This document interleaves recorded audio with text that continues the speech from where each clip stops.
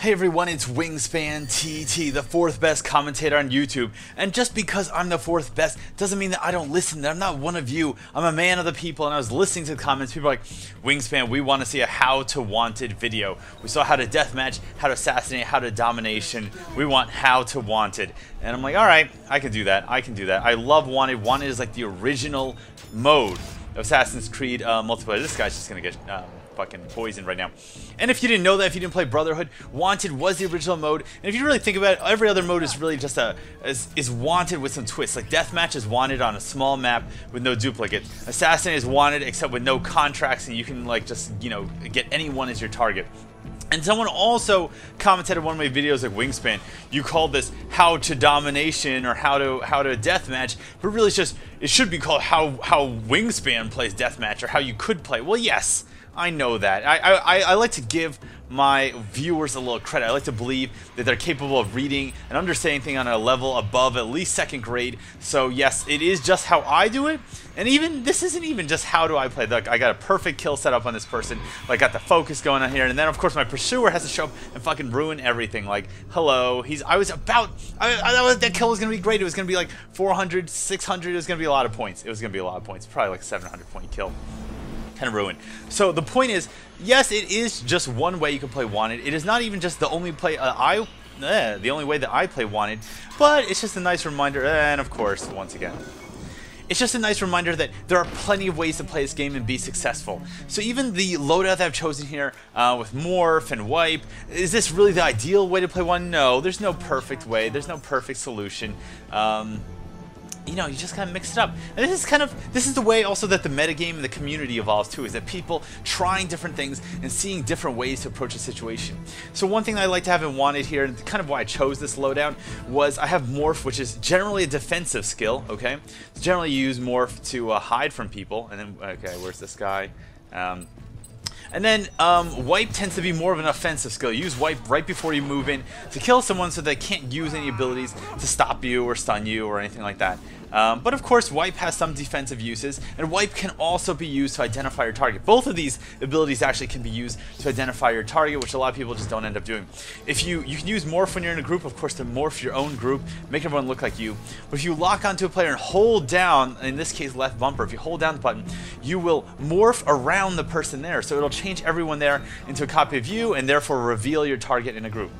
Now, of course, there's the downside to that, which is your target will immediately know who one of their pursuers is, because like, huh, why is everyone around me turning into a Buccaneer? Well, mateys, it's because the Buccaneer is hunting you. But the upside is that unlike something like Firecrackers or Money Bomb, you can do it from a really far range where they won't see you doing a throw animation. They won't know until the animation is complete what's going on. So they're not going to get ready to run away or get ready to look for a person throwing coins or firecrackers all over the ground. That's a really great use of Morph, just in general. Wipe, of course, can also be used to identify your pursuers because it makes real players glow. They glow like the vampires in Twilight. So if you see people sparkling, it either means you're about to be swept up in a paranormal love tale, or that player is a person that you need to murder. And here, just hanging back, laying in the crowd, I could have got a focus stun there. And really, I fucked up here. I could have got a focus stun. And because focus stuns are relatively new, like there's something that was added in I don't know. I guess they were added in Assassin's Creed 3. I don't remember them being in Revelations. But I'm still not. It's not in my like DNA. It's not in my nature to just go for the focus stun. So really, I should have played it cool and got an extra 50 points out of here. And again, fucking up. This guy could have got focus stun. And at that point, I was checking the score instead of watching out for the person running at me and putting a blade directly through my cranium, my cerebellum being pierced by a foot-long blade. Kind of painful. Someone had also asked me in a comment, WiNGSPAN, when you look at the scoreboard, what do the circles mean? There are no circles. You're imagining them. You're actually crazy. There's no such thing as circles. No, that is not the real answer. The circles represent, as far as I know, what they mean is that the people in the circles are in an Xbox Live party together. And here, I finally get the fucking acrobatic kill. And of course, only to get murdered. No, I didn't get murdered. I thought that guy was my pursuer. So if you see circles, it doesn't mean anything. All it means that those people are in a party together. I guess it does mean something strategically. It means that those people are not going to be listening to the in-game voice. So you can talk all you want. You don't have to worry about it. And here, you see that guy right around the corner? People are always like, Wingspan, how do you know my pursuer? Good players are going to do that edging thing where they're trying to identify you, where they're basically trying to screen you from the crowd, using the line of sight, going around corners and ledges and edges and obstructions to try to get the line of sight meter to go off. So when you see people standing by the edge or going past the edge and then coming back again, those people are very likely to be your pursuer. Or they're just kind of creepy. Maybe they just have a crush on you. You know, maybe it's like, hey, Wingspan, I've seen your videos. I think you're kind of sexy. I want to check it out. Here, moving into this group. But I decided, I knew that person was going to make a break for it. So I decided to throw the poison dart at her. And someone had also suggested, Wingspan, why don't you check out Poison Dart, because throwing knives aren't as reliable as they used to be. They have a huge cooldown now, and they're not the kind of guaranteed stun they used to be. I 100% agree. So I decided to go with Poison Dart here. People are like, Wingspan, why do you use the pistol? Why don't you use more throwing knives? Well, throwing knives, this is the thing. People get stuck in their head. Like, throwing knives were like the #1 thing. If you were playing Revelations and you didn't use throwing knives, you didn't know what you were doing. Like, you had to use it. Assassin's Creed 3, you pretty much had to use throwing knives. You know, pistol's good in some situations. But the problem is that once you double the cooldown of ability, is it still the guaranteed best ability? Here's this guy doing the fucking glimmer thing around the corner again. And I attempted to get the stun at him through the hay bale, but he knew I was in the hay bale. This guy's clearly pretty good, and he was doing super slow glimmer. He knew he was doing Major Tom from the VLRM clan. Represent. I am leading here 2,500 points, not the most impressive score, but, you know, I want to play it very low key and see. Here's a way that you could win a round of Wanted just playing it generally low key. And I actually have another video coming up, and this is not like low key here, but you get that idea. I have another video coming up where I'm playing completely differently with teleport and decoy, just going for a lot more, just like running around the map, escaping people. I really love that animation, by the way. She can just jump up on me anytime she wants. Love it. The Game Freak 101 kid. And as much, you know, I'm not going to brag on people's usernames or anything like that, but Game Freak 101 kid, I feel like you really need to pick one thing. Are you Game Freak? Is that your thing? Are you like Game 101? Are you teaching people a lesson? Is it like, or are you a kid? Is Game Freak kid? There's really no, why do you have two nouns? You have freak and kid in there. I was kind of praying that this guy didn't actually see which one of me was me. Which turns out it doesn't matter because he got shot. But sometimes you gotta play cool. See there? He probably had me identified. There's a whole waterfall of people there going into that checkpoint. He probably had me identified, but there's no reason to just give myself away and run away. I have no real means to identify myself. If I just start running, he might just pistol or throwing knife me. And this guy here, I know he's smart now. He's probably got smoke bomb or something like that. So I'm like, fuck this. I'm not taking any chances. Poison dart. And just to rub salt in the wounds. Just fucking throw some taunts in there. Anyway, I don't remember what the hell I was saying. I don't like the Buccaneer. I just decided to go with him because I want the achievements. And if you want to unlock challenges, by the way, you want to make a lot of EXP really fast, you should be playing Wolfpack. Oh, Jesus Christ, can you make a lot of Wolfpack? This guy goes immediately into, he uses his own morph to reveal me, which I was surprised he did that at close range. Maybe he doesn't know that you can throw it. But you'll notice when people do the morph, they do that Ezio animation from Assassin's Creed 2, where your character raises his hand and snaps his fingers in the air. So if you're ever not sure who in the morph group, like you're seeing a morph group, but it's really hard to tell, like sometimes you'll see the animation, or you'll see the end of the animation, and be like, okay, that's the real guy. So look for that animation. If you guys want, by the way, I was considering, in addition to doing my ebook, which is almost finished, it's really long. It's thousands and thousands of words long. It's way longer than any article I've ever written about Assassin's Creed strategy. In addition to that, I was considering doing a video like how to identify your pursuer, and just taking a bunch of random footage I have. I know Loomer did a really great Templar training series back in the day about that, but you know, some things have changed since then. Plus, hey, I need to get views on my video. So here, this guy's circumnavigating me. He's trying to figure out who's who. And I was really hoping that he wouldn't know it's me. I went for the stun, and I was right. He had no clue, or he was moving in for a poison or a focus or something like that. But with 46 seconds left on the clock. And here, I've pretty much given myself away. And Glimmerman shows up. The Glimmerman. That feels like that should be a Nicolas Cage movie. Was he in something like that? I feel like he needs... There could be a movie called Glimmerman with Nicolas Cage just freaking out every 5 seconds. I would definitely watch that movie. And here we're only 30 seconds left on the clock. I was just trying to get away for a second. Get away from the whispers. I had no clue where my pursuer was, but apparently he was right on top of me.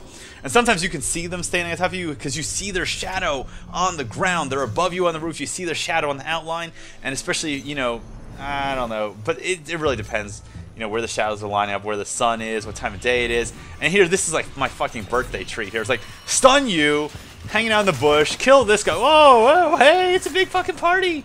Hey guys, it is a big party. And what better way to celebrate a party, ladies and gentlemen, than by cooking all of your guests a delicious meal. Now, normally you don't go into a meal directly after punching someone in the face or stabbing them in a hay bale, but hey, sometimes mistakes happen, sometimes you want to make up for it. And for that, I highly recommend some beef stroganoff. Now, if you're not into beef for religious reasons, or you really like cows, or you're cow intolerant, I don't know why you wouldn't want to eat beef. You could always go with ground turkey, but you want to pick up one of those containers from the grocery store, you know, the one, just over 1 pound, maybe 1.25 pounds, and you want to be browning that in a pan. If you don't know what that means, you're basically just going to get the pan hot, throw the meat in, stir it around so it's all cooked. But while that's happening, you want to get some noodles, and this is eventually going to be the base of your stroganoff. People always say that, I don't know, the bow tie kind of pasta is the classical stuff, but hey, if you are a bow tie person, go with that. But if you're not a PBS journalist, you go with something. If you're a penne person, go with penne. Don't do this over, like, I don't know, spaghetti. That'd be kind of gross. Linguine, I could maybe see, but I would stick with penne or ziti-ish kind of stuff. I don't know, just something small, but not elbow macaroni. That's too small.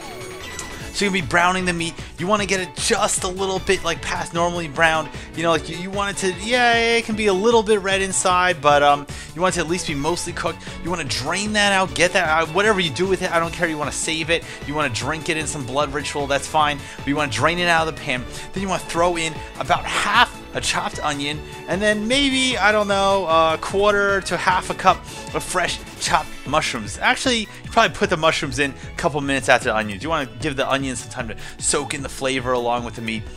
Cook. They'll take definitely longer to cook than the mushrooms will. And once that's all in there, what I want you to do, toss that around. Okay, it's kind of steaming together. The meat is with the veggies, and the veggies with the fungus and all that stuff. You want to throw in an unreasonable amount of garlic salt. And when I say that, I mean like whatever amount of garlic salt you think is the right amount.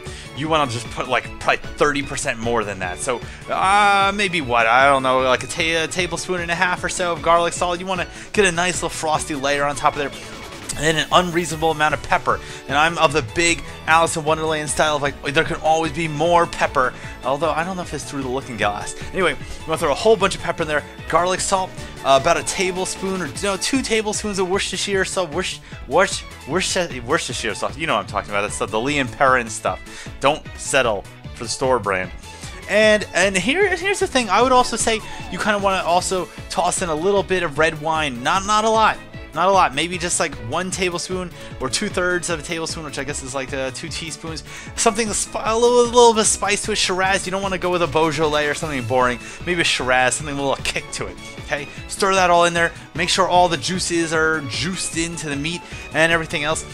And then, of course, this is where you cheap out with it. We're gonna throw in a can of cream of mushroom soup. You can go with Campbell's, you go with whatever. Just make sure it's the full fat kind. You know, if you were worried about calories, you would not be making any kind of stroganoff. You're gonna throw in a can of the condensed, the gloppy cream mushroom soup. Just throw it all in there, mix it all in there, throw a cover on this, and simmer it on low for like 10 to 12 minutes. Just as low as it can be. Okay, while that's going, since it's going to be 10 minutes, perfect time to play 1 round of Assassin's Creed 4 Black Flag multiplayer, since you know they're pretty much all timed to exactly 10 minutes. And when that time's up, you want to come out there, you want to throw in, I don't know, a quarter, maybe a third of a cup of sour cream. Again, full fat sour cream. Don't watch the calories on this. Just throw in the sour cream and mix it all in. And if you're not sure, it should be coming out to like a creamy, light color, like not like white. It should be like like a gray. It should look like it's not exactly food, like it's this gray color. You got all the meat, the fungus is in there, the gray meat, and all the sauces should smell wonderful. And you want to take all that, you want to put it out, you know, whether or not you just put noodles in and just mix them in, or you put noodles on plate and serve this over the noodles. I can go either way. You know, there's both schools of thought on it, but I personally like to just serve it over noodles because I want the noodles to be in their own realm. And of course, while all that was happening, really, you should just make sure that the noodles didn't overcook. But most noodles, al dente, 9 to 11 minutes, so it should be around the same timing. Very easy. This is a super easy meal. You throw it up quick, you put it in front of your friends, you're like, hey look, I'm really sorry that time I blended into a blend group, focused on you, and then slit your fucking throat. Here's some beef stroganoff, enjoy it. Everyone, I'm WiNGSPANTT from TopTierTactics.com. I hope you enjoyed this gameplay, I hope you enjoyed this recipe, I hope you'll subscribe, I hope you'll come back next time, and until all that happens, cheers.